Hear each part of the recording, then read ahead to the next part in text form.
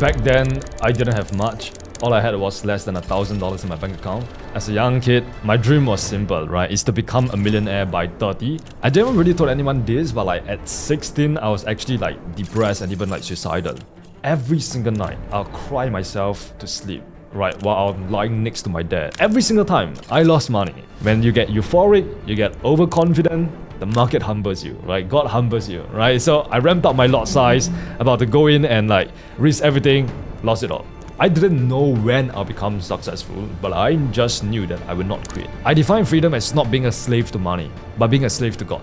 Being a slave to God. I love that. Yes. So at 21, you hit your first million, and then since then you've scaled into multiple millions per year. So how do you keep success aligned with kingdom purpose rather than letting it feed your ego or the emptiness that you talked about? Like, how do you keep yourself in check? If you want to hit your first million by 2026, here's the strategy I'll give you.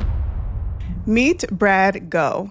He is a trader, and he has been documenting his trading journey since 2021 online. He has over 1 million YouTube subscribers, so that shows you how many people really respect what he has to say as he is guiding them along the trading journey.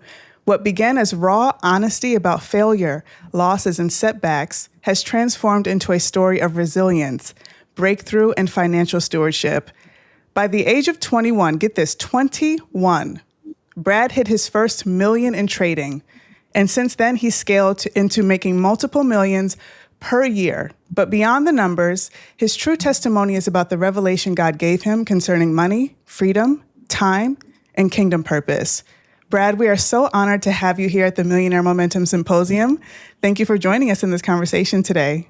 Thank you, Alicia. I'm honored to be here. That was a wonderful intro. I hope I can live up to that. But yeah, when I first started 7 years ago, I never thought that I'd be sitting here telling this story. Like back then, it was just me, my cheap laptop, my iPhone 7 with like a cracked screen, a notebook, and like a whole lot of failure.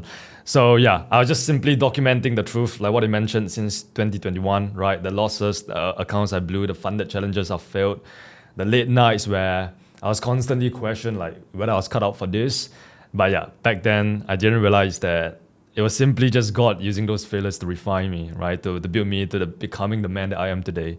So yeah, like every single loss that I incurred simply exposed a flaw, not just in my trading, in my character, but also in my mindset, in my relationship with money. So yeah, like what people see today, the profits, the freedom, that's simply the fruit of my labor. The real testimony here is the fact that God shifted my heart. He showed me discipline, stewardship, and the real meaning of freedom. So I'm really excited to be sharing that today, not just about trading, but also about how money, faith, and God's purpose all tie in together. Because honestly, without Him, I would still be stuck in a cycle of like chasing pleasure instead of one with purpose and like living like a hedonistic lifestyle instead of a fulfilled and meaningful one. Ooh, you said a lot right there. Praise God. First of all, I love that. I love the word refined, how you can recognize how God has been refining you out of that hedonistic lifestyle into a much more refined and pure lifestyle. And none of us are perfect, obviously, but it's so beautiful to see you as young as you are, because you're young compared to me, like you're young, okay? As young as you are, but to have understood the balance between building wealth, stewarding wealth, and also staying spiritually grounded. It's truly rare. Like you are a rare gem. So let's get into these questions. I'm excited to see just some insights that you've learned along the way. Mm-hmm. Okay, so you've been transparent about the tough realities of trading, losing trades, imbalance, and even moments of wanting to quit completely. So could you share that turning point where discipline, perseverance, and faith all collided and how that shifted your entire trajectory? Okay, so I first started trading back in 2019 when I was working as like a waiter, making about like $7 an hour. Back then, I didn't have much. All I had was less than $1,000 in my bank account, so I couldn't afford to buy courses or like expensive books. So what I'll do is that I'll go to the library and literally devour every single investing and trading book that I could find on the bookshelf after bookshelf. So I read books like Stock Market for Dummies, Warren Buffett's books, and even like the Candlestick Bible. And back then, as a young kid, my dream was simple, right? It's to become a millionaire by 30 so that I could retire my father, right? Who was working his ass off as like a real estate agent, earning less than $1,000 a month because like he wasn't really educated. And then like we're just barely scraping by, right? So I wanted to do everything I can to like retire him, give him a good life because he had been working until like 65 and he still continue working every single day. So yeah, so I thought that investing or rather the financial market was the route to go. So what I did was that I took $1,000 that I've saved up from working $7 an hour for the past 1 month, and I invested it into stocks. Right, the first stock that I bought was Apple, and I bought a bunch of other stocks as well. I bought Teval, Square. Right, some of these stocks are not even listed on the stock market anymore, and every single time I lost money, right? Like every single stock that I pick turns out to be like a rotten apple, right? So I was like, you know what, maybe this is not for me, right? So I just gave up, right? I just gave up for a while.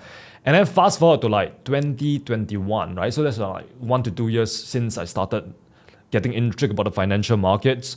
I saw my close friend making serious money day trading, right? Like back in I was like making like less than $1,000 a month from like my minimum wage jobs, right?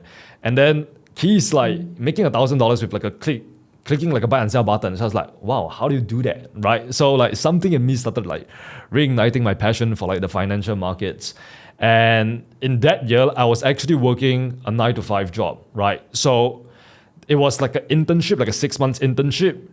And during this entire 6 months, every single minute that I have that I'm not focused on a 9 to 5 job, what I'll do is that I'll watch trading courses, I'll study strategies, I'll listen to audiobooks. And like on the train home, I will even like review my trades to see like what I've done right, what I've done wrong, right? So I'll simply like putting in the reps for like these 6 months, right? 6 months, completely disconnect from the real world, all just focus on mastering and perfecting the craft of trading. So during these 6 months, I will earn about $650, right? So what I'll do is that I'll take that and put it into my first live trading account. And surprisingly, like in a few days, I doubled that live trading account, right? I turned 650 to like 1.2K in like 72 hours. So I thought that I was invincible, right? I thought I could continue this winning streak and flip it to like $10,000. And the thing is, when you get euphoric, you get overconfident, the market humbles you, right? God humbles you, right? So I ramped up my lot size, about to go in and like risk everything, lost it all. And that cycle repeat over and over again for like 7 times, right? So in total, I probably blew about like 7 accounts, and I lost probably over $10,000 in my first year, right? Basically everything I had saved up in my lifetime, and felt a lot of like funding challenges as well. So those were like the nights where I genuinely wanted to quit, because it's like I've been working so hard, right? I've been spending hours upon hours on the charts, right? Practicing, starting courses, and I'm tired of all this shit because I still have to do this after a 9 to 5 job. But then, yeah, like I just kept going because I didn't know when I'll become successful, but I just knew that I would not quit. And if I will not quit, eventually I will get there. So to me, I guess like the turning point came when I just got so sick and tired of being unprofitable, right? So instead of like chasing the next shiny strategy, I just sat down and just reviewed every single trade I'd taken. And I just asked myself, what's working? What's not working? And I just committed to doing more of what worked and less of what didn't, right? So it's not about doing more. It's not about like adding more stuff to your trading plan. It's actually about eliminating the stuff that just doesn't work. And then as I kept taking trades, I gathered more data, I refined my edge, I learned how to manage my emotions. I kept iterating my plan. And yeah, like it wasn't overnight, right? It took me like 3 years of just putting in the reps and just encountering failures, setbacks after setback, and just having a lot of faith, right? But eventually the results compounded. I get better, I get more profits, the profits became consistent, and that's really when everything shifted, right? When, like what you mentioned, discipline, perseverance, and faith, they finally like collided into one.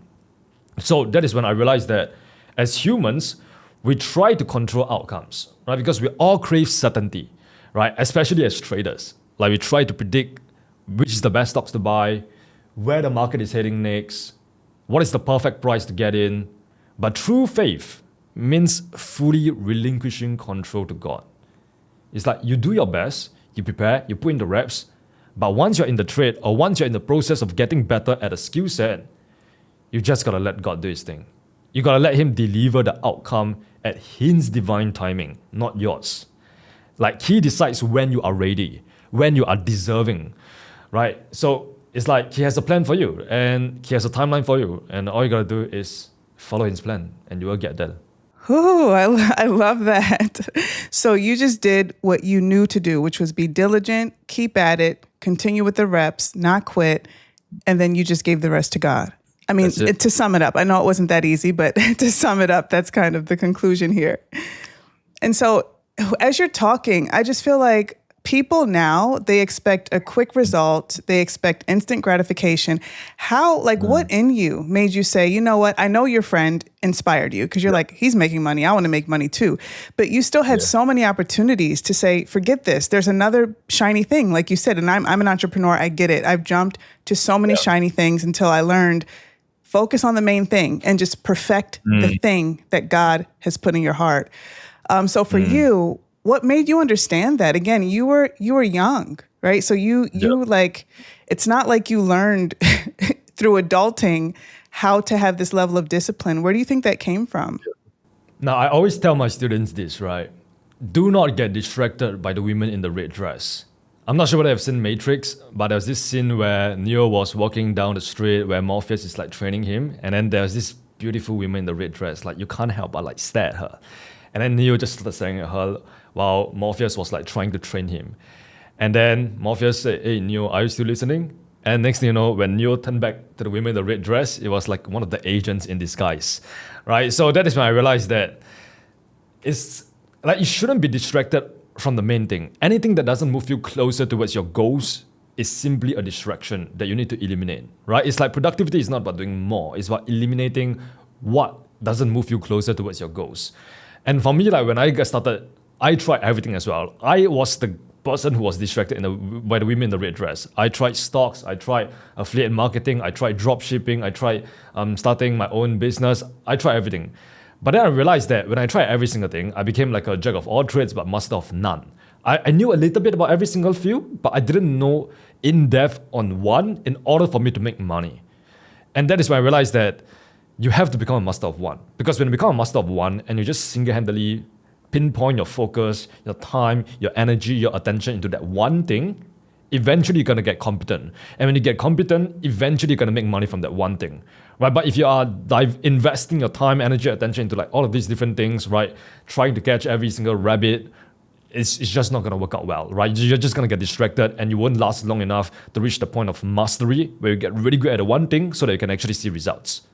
I love that. And as you say it there's a simplicity to that, right? It's like, it's not even that deep. It's not that hard. Just focus in. It may be annoying to continue to do the reps, but as you talk, it feels very simplistic versus this overcomplicated, let me do this. I got 5 separate hustles and then one of them's going to drop, but you are like a fool in all of them because you've like just touched the surface on each one.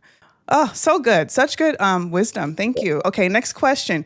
You often talk about the moment you finally understood the truth about God and freedom. And I loved that video. That's what drew me to reach out to you for this symposium. So could you unpack that revelation for us a little more and why it's so critical for believers in today's economy to understand what you talked about in that video? Yeah, by the way, Alicia, I just want to say this up front.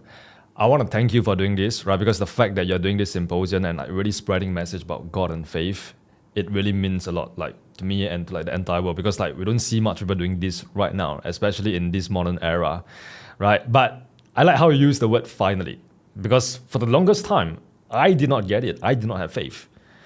I never really told anyone this, but like at 16, I was actually like depressed and even like suicidal. Every single night, I'll cry myself to sleep, right, while I'm lying next to my dad. And then I'll like even like try to use the blanket to cover my tears so that my dad doesn't see me crying. And because like I was dealt like a bad hand, right? So I was just constantly like blaming God, right, for the life that I've been dealt with, for all the obstacles that He has thrown at me, right, for growing up in a poor family, for being bullied in school, for getting rejected by girls, for getting acne, pimples, and feeling ugly and insecure, right, just like any other teenager, you know. Yeah, so back then, I really didn't believe in God at all. Because if God exists, why did He give me such a difficult life? But then it all started to change 3 years later during my time in the military. So in the military, we were sent out on a training mission to Brunei, right? So if you are Singapore, you are pretty much required to serve the military for like 2 years, right? And every single Singaporean soldier knows that Brunei is like the toughest posting that we can get. So one of the mission was to climb this highest mountain called Mao Biang, right? Carrying like a lot of load, like 40 kilos of gear. Because we have to carry water, 7 liters of water, our bullets, our rations for like 3 days, right? So what we did was that the entire experience was very difficult, right? So once we descend from the helicopter, we cross rivers that is chest deep. We walk through slippery muds, and then there was like endless vines and thorns because like the mountain is not like a straight journey. It's like a steep journey, right? So you have to like try to grab onto every single branch you can in order to climb the mountain. And then there was a lot of thorns and like vines everywhere. Like you will get cuts if you actually grab the wrong branch. And then the weather was extremely unpredictable as well. Like one day it was like hot as shit, and then the next minute it was like raining cats and dogs, making the mud even more slippery. So you're like trying to like not to fall, trying to survive this entire climb. And then by the time we reached the last stretch, it was called the Stairway to Heaven. Right, so it's literally the stairway to heaven because of the fact that it's like a vertical climb. Like it's so difficult to get up with all the gear that you have. Right, so at that point of time, I think that was like the first time where I was like, God, please let me survive this, right? Because everyone else had already reached the summit. It was just me and my team of 3 guys. And we couldn't see anyone ahead of us. Like everybody's already up there. So yeah, my heart was pounding. There was rain and sweat in my eyes. And I was honestly about just throwing myself down the slope just to end this pain and suffering. I was just like, you know what? I want to tap in the button. I want to call it quits, right? But yeah, something inside me just refused to quit. So it formed this human chain and just slowly passed my machine gun one step after another step. And eventually we reached the top, right? And then the entire company was like cheering us on and shit. But anyways, like we did that. And I honestly thought that it was the end of the suffering. I thought that, you know, we reached the top peak of the mountain, we are done, right? But it was simply only the beginning. Because we still had to climb down the mountain and walk another 10 kilometers. And then at the end of the 10 kilometers walk, I had to fight a mission at the end of it, right? With all the shit I was carrying. So on the way down, the mountain turned into a nightmare, right? Like I said, it was raining the previous day, right? So the mountain was quite slippery. The mud was slippery, right? The stones had a lot of like morning dew on it, right? Because it's that high up.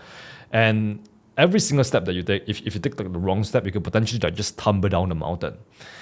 So with all the weight that I was carrying, right, bear in mind that I'm not like a big guy, right? I'm like probably like 60 to 65 kg to 70 kg max, right? And then the weight I was carrying was like 40 kg. So when I was walking down the mountain, what happened was that I fell down on the wrong feet, right? It's like, this is me walking down. And then what happened was that suddenly I just fell down like this on my ankle. Like my ankle literally snapped just like this, right? So all that weight landed wrongly, sharp pop, shot through my ankle. I could feel like the pain just ripping up my leg with every single step that I take if I actually start getting up. And bear in mind that I still have like 8 more kilometers to go, right? It's like every single step that I've took, incredibly painful. I'm not sure whether I could actually continue this mission. I'm not sure whether I could actually make it out of this thing alive. Because the only way to get out of that situation is by having like a helicopter to come in, right? But in order for the helicopter to come in, my comrades have to like take like a stretcher and then like carry me and walk like another 2 km and then go to like the heli evac point, chop down the trees for the helicopter to come, right? So I don't want to trouble them, right? It's like we're already so tired for all this climb. So I wanted to like really just push through it. So in that moment of exhaustion, I prayed to God. And I said, God, if you get me out of this alive, I will give you everything. I will serve humanity with whatever I have. I'll work as hard as I can every single hour. And I'll stay grateful for every blessing that you give me. So that was simply my promise to him, right? So I was like, please, just give me the strength, the courage that I need to finish this mission strong. And that was the first time that I stopped blaming God. And I just started surrendering to him, right? Like that was the first time where I was like, God, if you're real, please listen to my prayer and just allow me to have the strength to finish this. So after I made that prayer, something shifted in me. I don't know how to explain it, right? Because when you have like this kind of energy, you just can't put it into words, right? So with that prayer, I got back up, tightened my bandage, and I walked the remaining 8 kilometers of that brutal terrain. And I fought my body, my mind with everything I had. Like, my mind is telling me to quit. I said, no, keep going. My body telling me to quit. No, keep going. And when I finally reached the end, right, fought the mission, that entire 1 hour long mission, and I completed the entire thing, completed the entire 3 days, it was the most satisfying moment of my entire life. Like, that sense of accomplishment was simply unmatched. And till this day, that remains the hardest day of my life. But it also became the day that I made a covenant with God. Because since then, I've kept my promise. I've worked hard every single day, stay grateful to whatever He provide me with, and to really use everything, right? Every waking day, every waking hour He's given me to serve others. And yeah, rolling back to your question, that's when it clicked for me, right? I realized that money was never the goal, right? Freedom was never about having more. It was about like knowing who I belong to. Like, I used to think that if I made $1 million, I'll finally be happy and secure. But then when I hit that number, like, nothing really changed inside. So what really changed me wasn't the money. It was realizing that freedom only comes when you stop letting money define you. So for me right now, money is just a tool, right? It's simply like a way that I use to like keep score on how many lives I've actually served. And freedom, to me, I define freedom as not being a slave to money, but being a slave to God. That's why like this is so critical for like believers today, right? Because like the world is telling us that, oh, wealth equals freedom. But real wealth is that no matter what happens to the economy, no matter what happens to the markets or to your bank account, God is still your provider. And yeah, that's the foundation that I stand on right now. Okay, yeah, you took me there. I was there. I was climbing up with you. I fell with you. I felt it in my ankle. Like, that was really, the visual was really helpful. Thank you for sharing that. How powerful. And it makes sense now why you have the discipline you do. I mean, I've never been through anything like that before. I'm sure most people have not, especially the mountains in Singapore are nothing like Chicago. We have flat land out here. Wow. And I also wanted to say thank you for sharing about your mental health. It's a true testament to how good God is and how He can just take that mental dis-ease away. I'm very, very passionate about mental health and mental illness. So thank you for sharing that. And so happy that you got through that. And I just want to paraphrase one more thing you said, because you said something about being a slave to God. I love that. Yes. Because if we're not a slave to God, and a good slave, like, this is a safe space, okay? It's not like the bad kind of slave. But if we're not a slave to God, we're a slave to the devil. It's either or. There's no in between here. And so the fact that, again, you were able to get caught up in that so early on, it's just beautiful. It's really beautiful. So thank you for sharing that and that really intimate moment you had. Wow. Okay. So next question is, yes, many chase trading or entrepreneurship for freedom. Like you said, freedom. Once I have the wealth, I'll have the freedom. And then when I have the freedom, I have, but like you said, it's an illusion, but end in deeper bondage because they realize after they get the money, the freedom is not what they thought. So what's the biggest illusion about wealth that you see today? And how do you differentiate fake freedom from true financial and spiritual freedom? And you talked about it a little bit, but I'm sure you have more to say on this. That's a good question, Alicia. Like, these are really good questions, by the way. So, the biggest illusion about wealth is that money equals freedom. A lot of traders, they hit 6 or 7 figures, but they're still chained. Traders who are glued to their screens for 12 hours a day, obsessing over every single tick in their P&L, they're simply slave, right? They are still slave. It's just that they're slave with money. Entrepreneurs who are grinding 16 hours a day, doing everything themselves because they haven't learned to outsource or automate or to get leverage, they're slave, right? It's like on paper, they are successful, but inside they've got no peace in their soul, right? They've got money in the bank, but they are basically rich slave. And I always ask people this: if you are that profitable, why can't you take your eye off your P&L when you're spending time with family? If you are that rich, why can't you spend time with God? Like, that's not freedom. That's just another form of like slavery, right? Because after all, you're still chasing numbers, still chasing status, still chasing certainty that you will never ever find in this world, right? So true freedom looks completely different. True freedom to me, how I define it, is not needing to prove anything to anyone. It's not being enslaved by anything. Not money, not status, not other people's opinions. And it's simply peace in Christ. It's being able to walk away from the charts, close the laptop, and still feel complete, right? Still having faith that eventually it's going to work out. And it's letting money be a tool that you use instead of a master that owns you, that use you, right? So yeah, to me, fake freedom is when money owns you. True freedom is when it doesn't, is when you own your money. When you own your money. Oh, so good. Oh my goodness. I just heard Andrew Womack. I don't know if you've heard of him. He's a pastor in, I think, Midwest, like, I don't know where he is. Anyway, he was talking about how the love for money and being a slave to money is basically worshiping the demon called mammon. And that's the first time I heard somebody call mammon a demon. And it shifted everything for me because I was like, oh my gosh, mammon is a demon. And so when we're worshiping this demon, we're a slave to this demonic, a demonic stronghold, right? Call it what we want, but it's something dark and it will grip you and entangle you in it. And you made such a good point. When you're entangled in this love for money and this slavery to money, you don't have enough time to spend with God. So that's like red flag, ding, ding, like this is a problem. Wow. Thank you for sharing that. Owning your money, not letting money own you. I hope you've quoted that and trademarked that. If no one said it yet, you totally need to.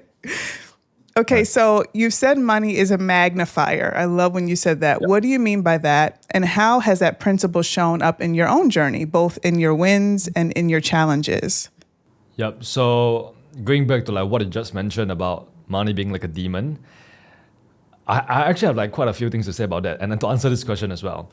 So the most common misconception Christians have is that money is the root of all evil. That's not true, because the Bible actually says the love of money is the root of all evil. So money itself isn't good or bad. It's just a tool that amplifies who you already are. If you are insecure, money is going to expose that, right? If you are an asshole, right, money is just going to make you a bigger asshole, right? It's like you just become one with more wealth, right? You'll still be rude to waiters, you'll still be rude to staff, you'll still be loud and obnoxious because you're an asshole, right? Money doesn't change you, it just amplifies who you are. But if you are generous and humble, money gives you the ability to bless more people, right? To change more life and to make a bigger impact. So it doesn't really change you, it just brings out what's already in you. And going back to what you slave, it's like a lot of people are slave to money. And if you look at the people who are slave to money, right, they often live unhappy life. And on top of that, people who have a lot of money, right, but because they didn't earn it the right way, they tend to spend it in like a hedonistic manner, right? They'll go to clubs and like spend money here and there, right? Because they haven't found real meaning, freedom, and purpose in their life, right? So once again, it doesn't change you. It just brings out what's already in you, right? So if you're a guy who is hedonistic, you just become more hedonistic, right? Gonna spend money on like hedonistic bullshit. And in trading, I've seen this play out on firsthand as well, right? It's like when you're on a winning streak, right? You're making money. Money feels big.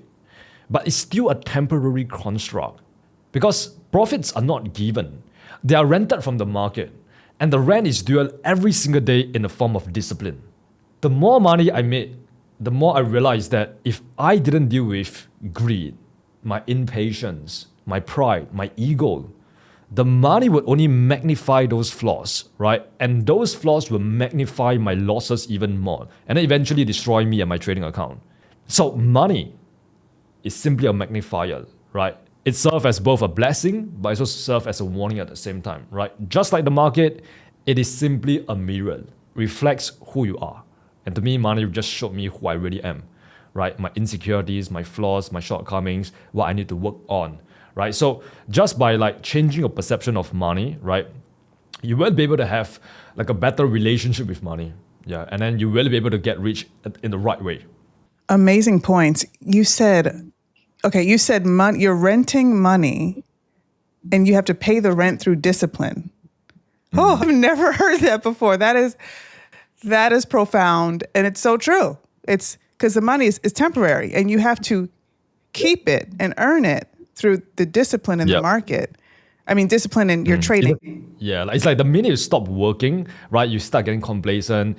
The money in your bank account is gonna be gone because you're gonna spend it, right? And then once again, you're not living in alignment with purpose or whatever God has for you. So as a result, you tend to feel unhappy as well, right? That is why there's this quote that says, "An idle's mind is the devil's workshop."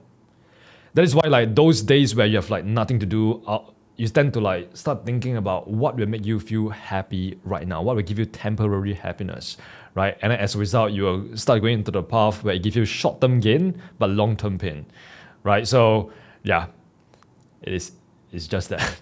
Wow. Yeah. So true. That resonates on so many levels. I'm sure the listeners too are like, wow. Yeah. Okay. So at 21, you hit your first million. And then since then, you've scaled into multiple millions per year. So how do you keep success aligned with kingdom purpose rather than letting it feed your ego or the emptiness that you talked about? Like, how do you keep yourself in check? That's the first part. And then the second part is, how would you encourage others to keep themselves in check if they see things getting exposed about them once they do get the money that they've been desiring? I think the short answer is to just keep your purpose in alignment with the kingdom's purpose for you, right? It's like just keep success aligned with the kingdom purpose, like what I mentioned over there. So for me, success isn't about how much money you have in a bank account or about how famous you get. I define success as simply getting what you want from life. So if you want to actually become a basketball player and you actually eventually become a basketball player, then you are considered successful, even though you're not rich, right? Because you are living in alignment with what you set out to achieve, right? And the thing is, for the longest time, I didn't even know what I wanted, right? Like I mentioned to you, right? I was living like a hedonistic lifestyle, chasing pleasure, chasing fun. But I realized that it was all empty and meaningless. Like, yeah, I could get dopamine hits here and there, but end of the day, when the day ends, I'm left in like a state that is worse off than when I started, right? Because your dopamine levels usually like spike up and then it resets to baseline and even go deeper, like below baseline. And then at around like 17 years old, right, I started reading self-improvement books, right, self-development books. And I started asking deeper questions. Why am I alive? What did God put me on this good green earth to do? And when I fell in love with the financial markets and I started making serious money, I thought that I would found my purpose, right? I honestly thought that, wow, I love the financial markets. I love analyzing the charts. This is my purpose. And even like when I hit my first million at 21, I realized that I was happy, right? I was good with all this money, right, that I could just give to my family and just give them like a better life. But I was not fulfilled. Because making money alone isn't fun. It doesn't fill you, right? It still leaves you with this emptiness within you. So I asked myself, how can I document my trading journey in a way that's fun for me, but also help other people achieve what I've achieved for myself? And that's how the 1% Club started, right? Now, bear in mind, the 1% Club is the best trading mentorship program in the entire industry for a reason. It's because the amount of time and the amount of reps I've put into it, right? Like, I didn't just throw up like a weekend course like most so-called gurus. I spent the past 2 years building like a real mentorship program that actually get results, right? Like, if you look at it, we are the only program in the industry with a 4.8 star rating on Trustpilot, and we've taken so many struggling traders and turned them into consistent six-figure traders. Simply because we focus on building like a great product. So yeah, like that has become my purpose right now, right? It's not just to make money alone, to profit alone, right? To benefit myself, but to give back, to help others find the same freedom that I found, right? To serve others.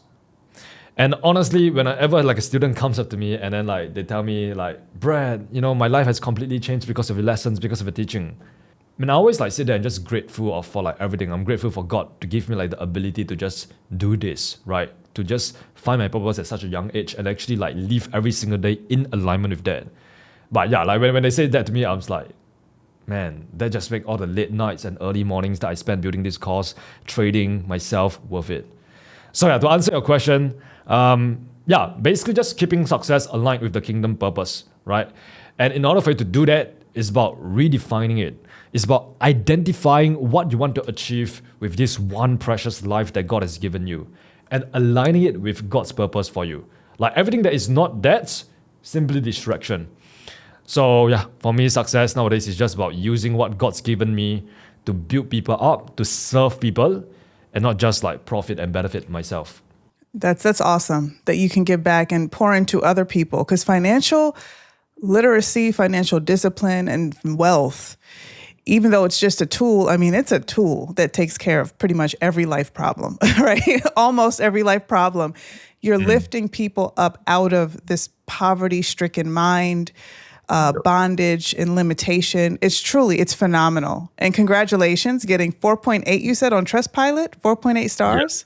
It's like we got like 99% 5-star reviews, simply because of the fact that we have put in a lot of time and effort into building like an excellent program, instead of building like a shit program where like the customers need to who treat their customers like a credit card, right? Like my philosophy when it comes to business, including like what I'm building right now, which is EdgeFlo, is that I'd rather spend 12 months building like an exceptional product where my customers will market for a lifetime, rather than spending 12 days building like a shit product where I have to market it for a lifetime because it's shit.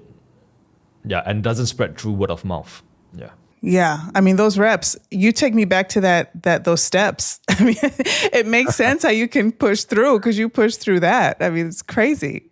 And the 1% Club, and is EdgeFlo up and running now, right? It's ready, or you're building it? Is it in building stage? Building it right now. You can join a waitlist if you want. Yeah. Got it. Okay, so those links are below us, just so you know. That's amazing, truly amazing. So looking ahead, what is your vision for how faith-driven traders, and I know you're not just focused on faith-driven traders, but since the symposium is focused on faith-driven individuals, what's your vision for people of the kingdom, entrepreneurs, wealth builders, even ministry leaders, honestly, anyone that's trying to create something for themselves? What is your vision on how they'll rise up to steward resources and reshape the global marketplace for the kingdom?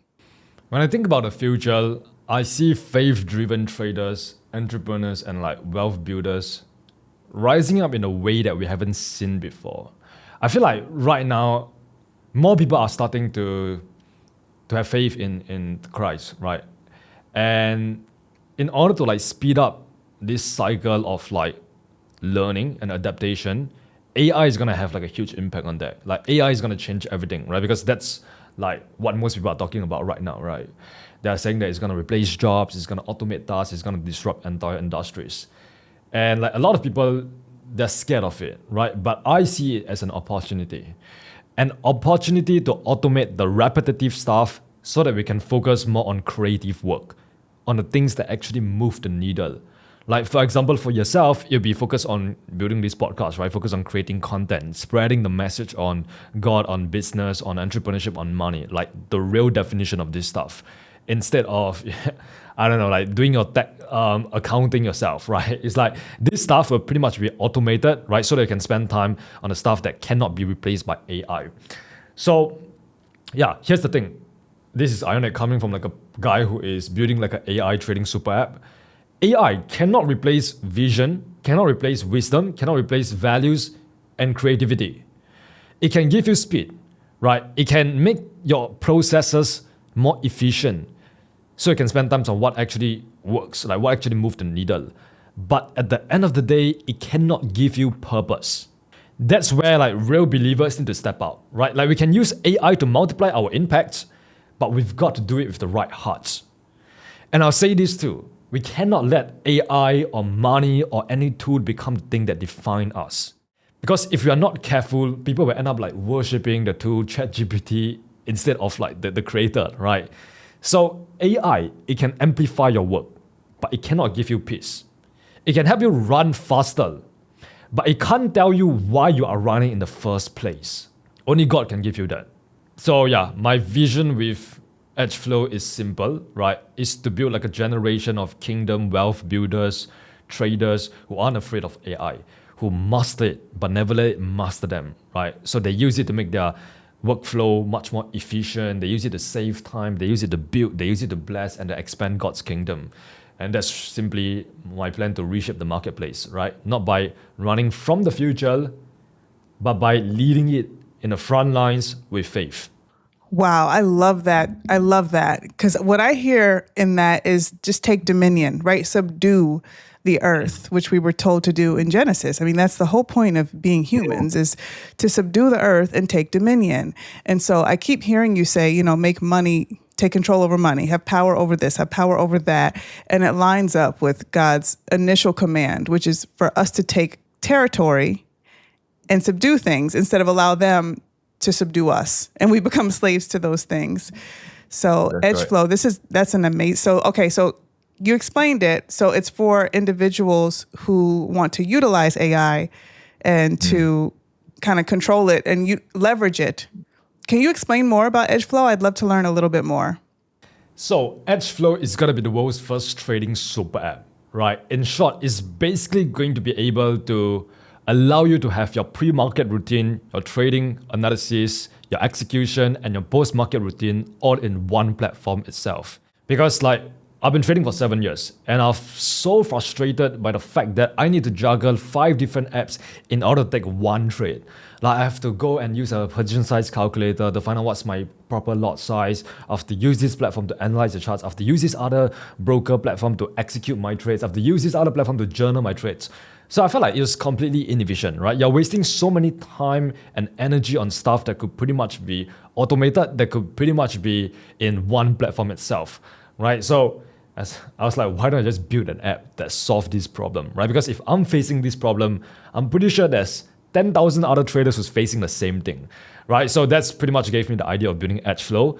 But yeah, it's pretty much going to be an AI-powered driven trading super app, which will not only allow you to do all of this stuff, which I mentioned, executing your trade, reviewing your trade plan, journaling your trade, even meditating, but it's also going to be able to give you insights into your trading so that we can help you optimize your trading performance, so that we can help you change your behavior from an unprofitable one to one that is in alignment with like a profitable trader, right? And yeah, that's pretty much the goal of EdgeFlo. We got a bunch of other cool features which I'm not gonna dive into, right? Because if you really dive into, it's gonna end up becoming like another 2-hour long podcast because I'm so passionate about this stuff. But yeah, that's the EdgeFlo, and I really do think that that's gonna revolutionize the entire trading industry, and it's really gonna like change the game, right? Change the way that we trade. That is amazing, because when I've tried to find help with trading, I'm looking for something like that, because I'm like, I need help. I need something automated. I don't necessarily want to hire a coach. You know, I mean, I do, but also I want something that can run 24 hours because a coach can't do that. They're limited. So you are the answer to a prayer that I've been putting out there for a while. So that's awesome. So tell us, when is it actually going to be up and running and live and available? It's funny because like we were supposed to launch in October, right? But like what I mentioned to you earlier about my philosophy, like I much rather spend time and effort building like a great product, no matter how long it takes, right? So every single month I'm asking myself, is this the best we can do? If the answer is no, then I have to go back to the lab, work with developers and refine the feature, right? To make it user-friendly, to make the entire process seamless, to make the design much more simplistic, eliminate what doesn't belong there, what doesn't move the needle.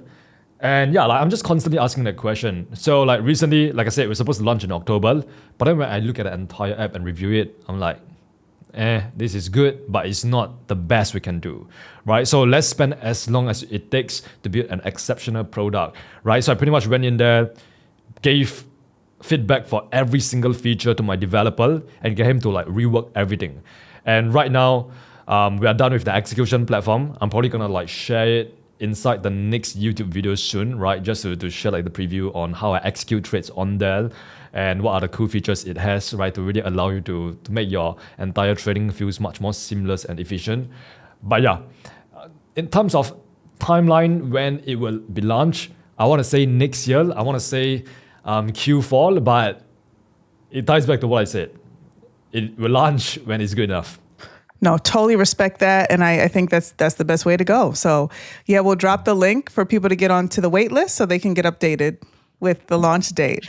Awesome. Okay, I just have 2 more questions for you. So for the listener who's hungry, disciplined, and ready to go all in, what's one proven strategy that you believe they can lock into right now that could potentially position them to get their first million by 2026? I know that's big, okay?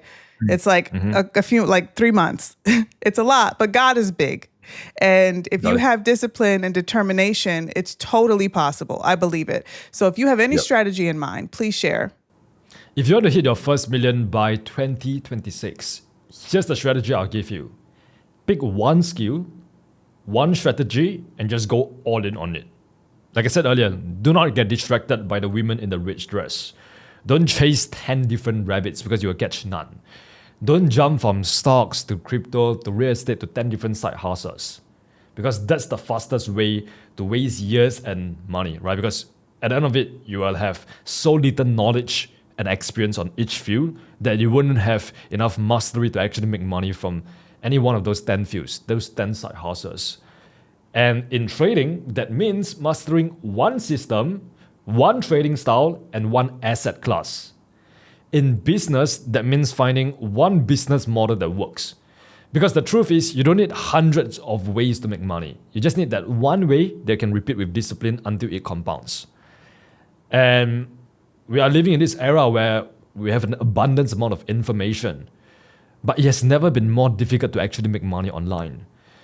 Not because people don't have potential, because they lack focus. You're not suffering from information overload. You're suffering from implementation underload. Because you're just getting bored, you're getting distracted when you don't see results and you quit when it gets hard. It's like you're not doing sufficient reps, right? You're not doing sufficient volume. So if you can just stay disciplined and stay consistent in that one thing and just focus on that path that you're walking on right now, and you don't get distracted by the women in the red dress, you don't get distracted by anything else, eventually, I promise you, with enough discipline, with enough focus, with enough consistency, the compounding effect will take care of the rest. It will deliver the results that you want to get right now.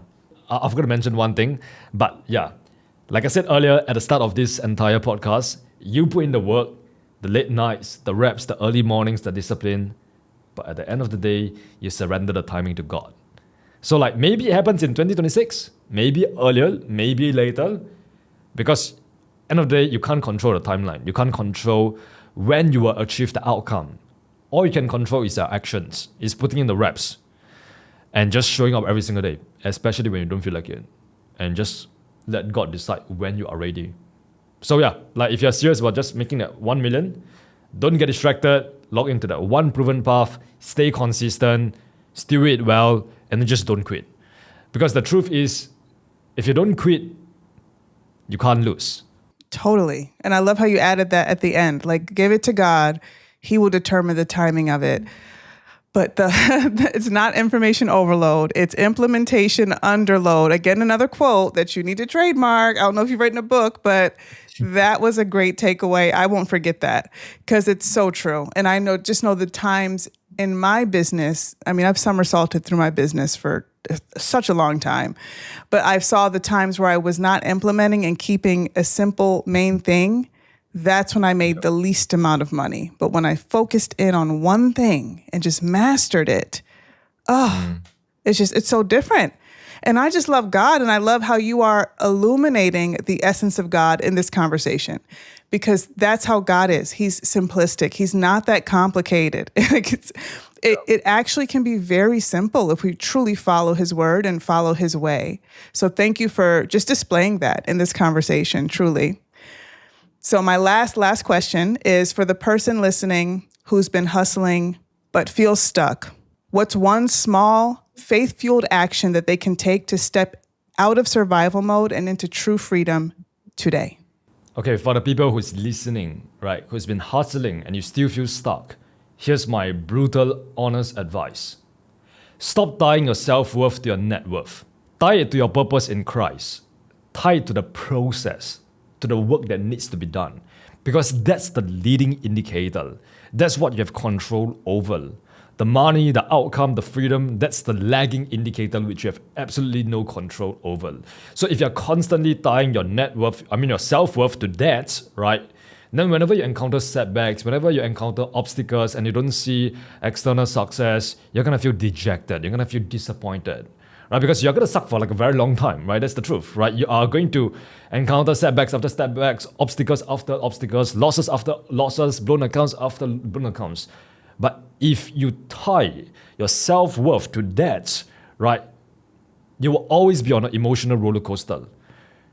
And if you're on the emotional roller coaster, you won't last long enough in order to achieve competence, in order to achieve mastery.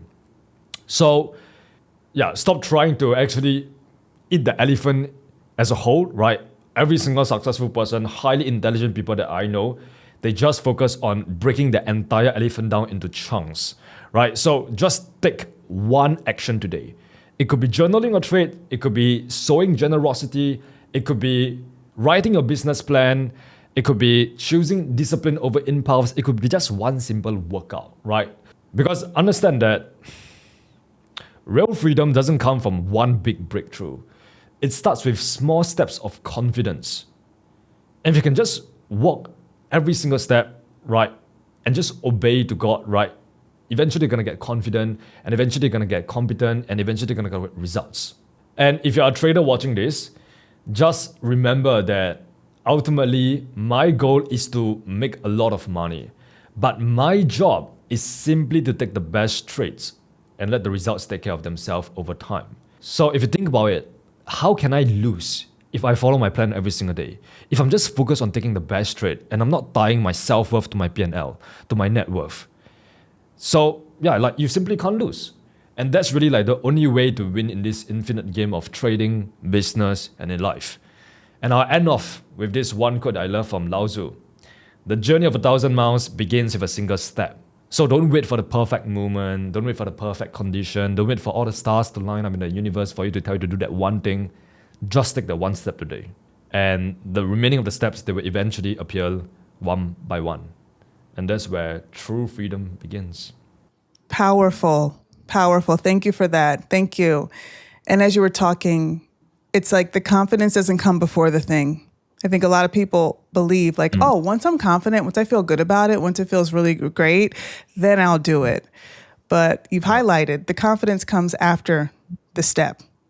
And to get to the 1,000 steps, you got to take the first step. And you have to feel like a fool and ugly and stupid when you're doing it.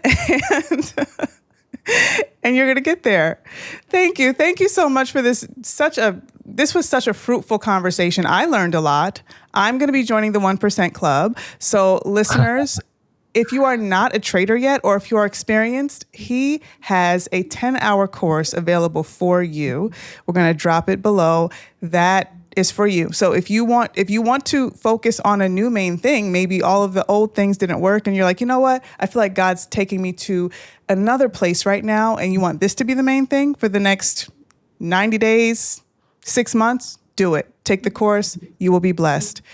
And again, look into the 1% Club for trading and the mentorship program, because I absolutely know that is phenomenal.